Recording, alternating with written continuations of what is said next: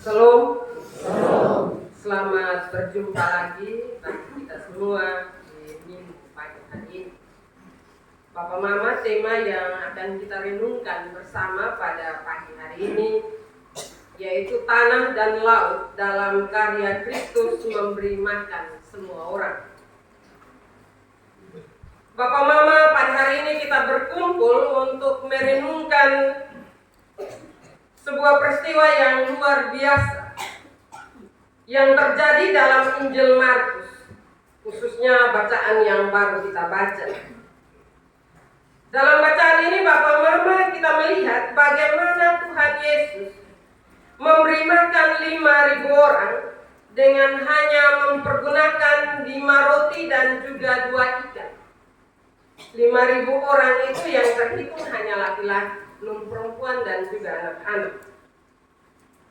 Bapak Mama, peristiwa ini bukan hanya sekedar mujizat, tetapi juga sebuah pengajaran yang dalam bagi kita, terutama dalam konteks kita merayakan bulan lingkungan hidup. Ada beberapa hal yang perlu kita renungkan, yaitu yang pertama, karya Kristus dalam memperhatikan kebutuhan manusia. Ketika Tuhan Yesus mendengar laporan dari para murid, Dia ingin menarik mereka ke tempat yang sunyi untuk beristirahat. Karena murid-murid diberi tanggung jawab untuk memberitakan firman dari satu tempat ke tempat yang lain. Karena itu ketika mereka berjumpa dengan Yesus, Tuhan Yesus tanya dan mereka bercerita. Tuhan Yesus juga tahu kelemahan fisik mereka, sehingga Tuhan Yesus mengajak mereka untuk pergi dan beristirahat. Namun Bapak Mama, banyak orang mengetahui tempat yang akan mereka tuju, sehingga banyak orang ini mengikuti mereka. Yesus melihat mereka dan merasa kasihan, karena mereka seperti domba yang tidak mempunyai gembala.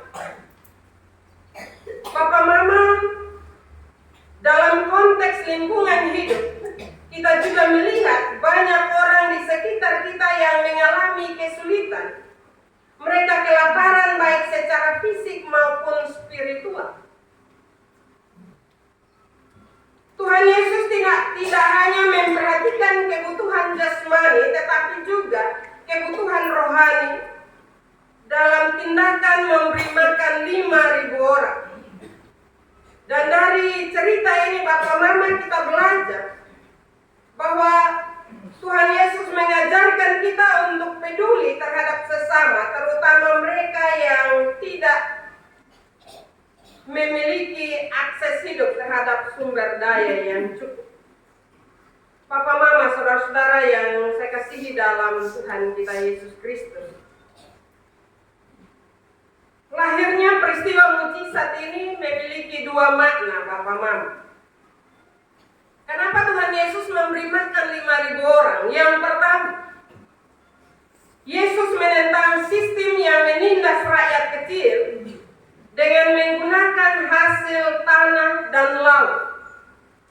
Yesus menunjukkan bagaimana seharusnya sumber daya alam digunakan dan dimanfaatkan untuk kesejahteraan semua orang. Pada waktu itu orang-orang tertindas, sehingga dengan peristiwa mujizat itu, Tuhan Yesus mau memberi pelajaran berharga bagi banyak orang pada waktu itu. Dan hal yang kedua, lewat peristiwa mujizat itu, Yesus mengingatkan bahwa tanah dan laut memiliki peran penting dalam menopang kehidupan manusia.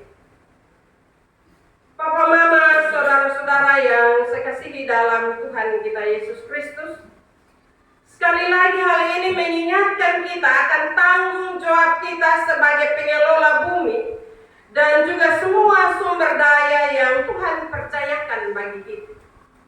Apakah kita sudah memanfaatkan tanah dan juga laut sesuai dengan kehendak Tuhan atau belum? Karena dari tanah dan laut kita memperoleh kehidupan.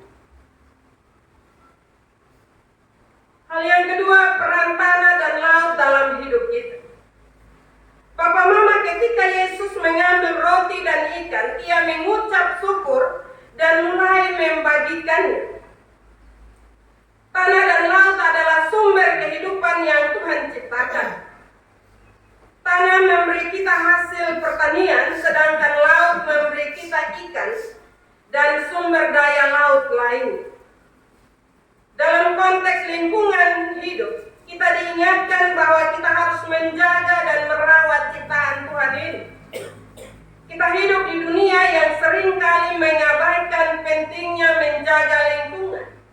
Eksploitasi yang berlebihan terhadap tanah dan laut dapat mengakibatkan kelaparan dan juga kekurangan gizi yang pada akhirnya mempengaruhi kehidupan banyak orang. Karya Kristus mengajak kita untuk menjadi agen perubahan untuk melestarikan dan menjaga ciptaan Tuhan agar semua orang dapat menikmati hasilnya. Sekali lagi pertanyaan bagi kita Bapak Mama, sampai sejauh mana kita mengelola tanah yang ada di sekitar kita? Dalam bulan lingkungan hidup ini, apa yang kita perlakukan untuk tanah yang ada di sekitar kita? Apakah kita manfaatkan dengan baik atau belum? Kalau belum, Bapak Mama, itu menjadi tanggung jawab kita. Karena tanggung jawab kita adalah menjaga ciptaan Tuhan agar semua dapat menikmati hasilnya. Sadar atau tidak Bapak Mama, dalam mengelola hasil ciptaan Tuhan tanah, kadang kita mengabaikan. Sebenarnya tanah di lingkungan kita bisa tanam sesuatu yang menghasilkan. Tapi ketong mengabaikan dan ketong bilang apa? Beli di pasar sah. Padahal masih kita bisa mengupayakan sesuatu. Kenapa Tuhan Yesus kasih tahu murid-murid, berilah mereka makan? Kapan baru tanggung jawab itu kita wujudkan dalam kehidupan kita? Kapan baru kita bisa memberi orang makan dari hasil tanah yang kita kelola dalam kehidupan kita? Sadar atau tidak, selalu kita omong, di pasar ada jual banyak-banyak daripada capek-capek. Sementara ada tanggung jawab untuk kita kelola. Hal yang ketiga, mujizat dalam keterbatasan. Ketika Yesus meminta para murid untuk membawa roti dan ikan yang ada, mungkin dalam hati para murid mereka merasa tidak ada harapan. Bagaimana mungkin 5 roti dan 2 ikan itu bisa diberi makan bagi banyak orang? Bapak, Mama, saudara-saudara, namun di tangan Tuhan Yesus apa yang tampak sebagai keterbatasan menjadi kelimpahan. Ini adalah pesan harapan bagi kita. Dalam hidup ini kita mungkin merasa tidak cukup untuk memberi sesuatu dalam kehidupan kita. Mungkin kita merasa situasi lingkungan di mana kita hidup semakin memburuk.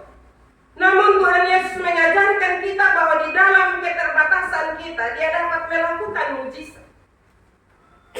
Dalam kekurangan kita, Tuhan Yesus bisa melakukan sesuatu yang bermanfaat dalam kehidupan kita. Karena itu jangan berharap mujizat itu terjadi, dia turun langsung dari surga. Mujizat terjadi ketika Tuhan Yesus bilang, coba tolong tanya. Dan ketika murid-murid bertanya kepada banyak orang itu, mereka mendapati 5 roti dan 2 ikan. Dari 5 roti dan 2 ikan itu Tuhan Yesus buat mujizat. Karena itu ini pembelajaran berharga bagi kita, Bapak Mama. Tuhan Yesus bisa melakukan mujizat dalam kehidupan kita, tapi dari apa yang ada dalam kehidupan kita. Karena itu Bapak Mama, jangan kita berharap hanya kita berdoa saja. Ya pasti ada. Tetapi kita tidak melakukan sesuatu. Karena itu marilah Bapak Mama, sebagai orang percaya kita dipanggil untuk berbagi apa yang kita miliki, sekecil apapun itu. Setiap tindakan kecil kita untuk menjaga lingkungan dan membantu sesama bisa menjadi bagian dari karya besar Tuhan dalam kehidupan kita. Mari kita ingat bahwa Tuhan memanggil kita untuk menjadi berkat, tidak hanya bagi sesama manusia, tetapi juga bagi seluruh ciptaan. Karena itu mari dengan mendengar kebenaran firman Tuhan ini, apa yang kita sudah lakukan bagi orang lain. Kadang kita bilang sudah mempendeta, sudah terlalu banyak. Karena itu marilah, terlalu banyak bukan berarti kita puas, tetapi mari kita terus melakukan tanggung jawab kita dengan mengelola tanah yang ada di sekitar kita, menjaga lingkungan hidup kita, sehingga dari apa yang kita lakukan itu kita bisa berbagi.